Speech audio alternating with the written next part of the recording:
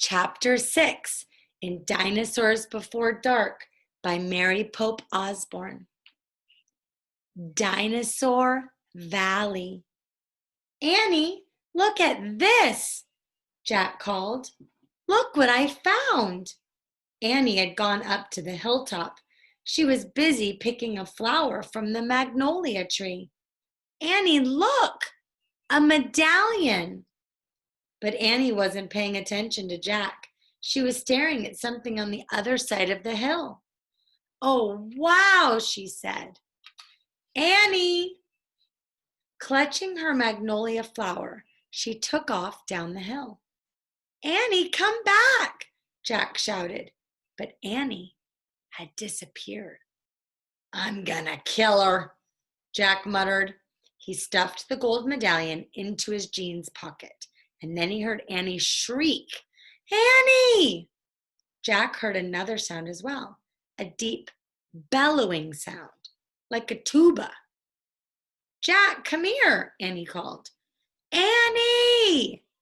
Jack grabbed his backpack and raced up the hill. When he got to the top, he gasped.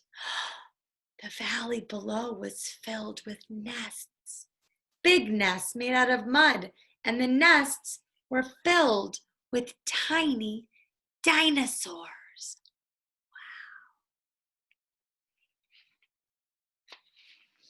Wow. Annie was crouching next to one of the nests and standing over her with a gigantic duck-billed dinosaur.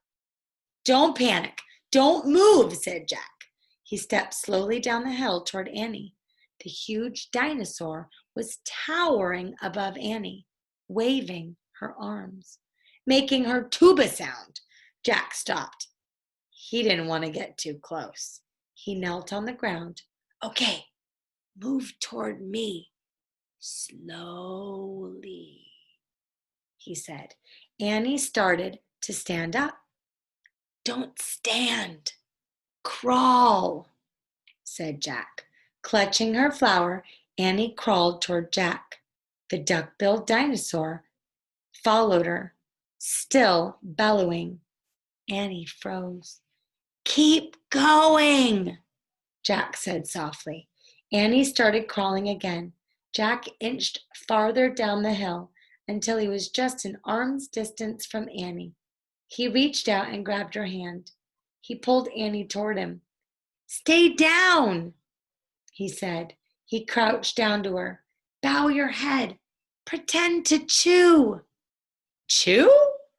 Yes, I read that's what you do if a mean dog comes at you. She's no dog, Jack, said Annie. Just chew, said Jack. Jack and Annie both bowed their heads and pretended to chew.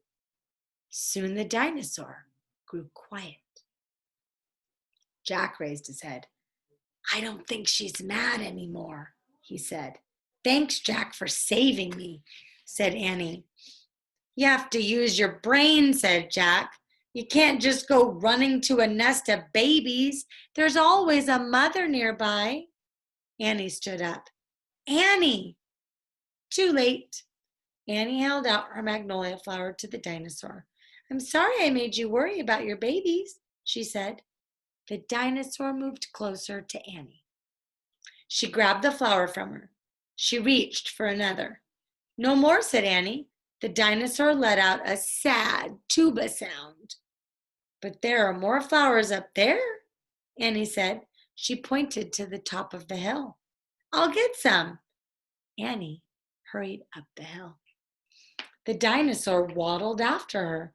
Jack quickly examined the babies. Some were crawling out of their nests. Where were the other mothers? Jack took out the dinosaur book. He flipped through the pages. He found a picture of a duck-billed dinosaur. He read the caption. The Anatosauruses lived in colonies.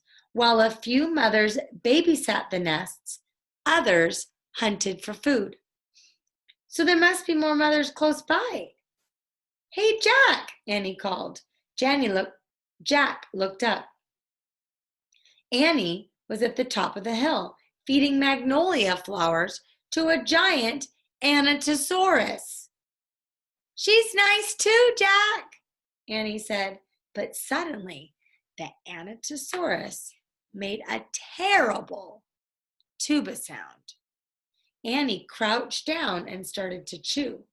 The dinosaur barged down the hill. She seemed afraid of something. Jack put the book down on the top of his pack. He turned up to Annie. I wonder why she ran away, said Annie. We were starting to be friends. Jack looked around. What he saw in the distance almost made him throw up.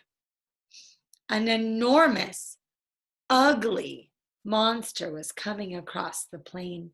He was walking on two big legs and swinging a long, thick tail and dangling two tiny arms. He had a huge head, and his jaws were wide open.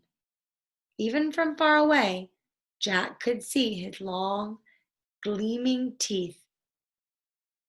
Tyrannosaurus Rex, whispered Jack.